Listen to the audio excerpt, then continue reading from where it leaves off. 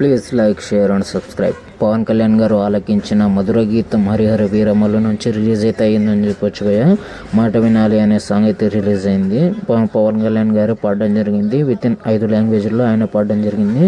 Song అయితే చాలా బాగుంది భయ్య. ఈ సాంగ్ అయితే ఇంతకుముందు చాలా సార్లు అయితే లీక్ అయిపోయింది. ఇంతకుముందు ఎప్పుడు రావాల్సిన సాంగ్ ఇది, కాకపోతే ఇప్పుడు రావడం జరిగింది.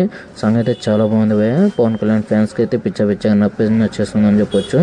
చాలా గ్యాప్ తర్వాత మన పవన్ కళ్యాణ్ గారి మూవీ రాబోతుంది. అందులో పవన్ కళ్యాణ్ పాట పాడడం అనేది చాలా గ్రేట్ థింగ్. సంక్రాంతికి వస్తున్న మూవీ అయితే రికార్డ్స్ అయితే బ్రేక్ చేస్తుందని చెప్పొచ్చు భయ్య.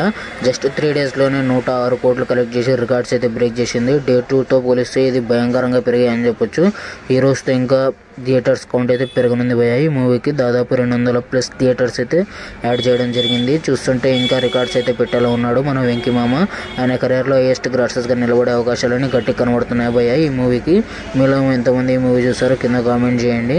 నేనైతే ఈగర్లీ చూసా భయ్య. ఇప్పుడు ఈ మూవీ 2 సార్లు చూసాను, ఇంకోసారి అయితే చూడబోతున్నా ఈరోజు.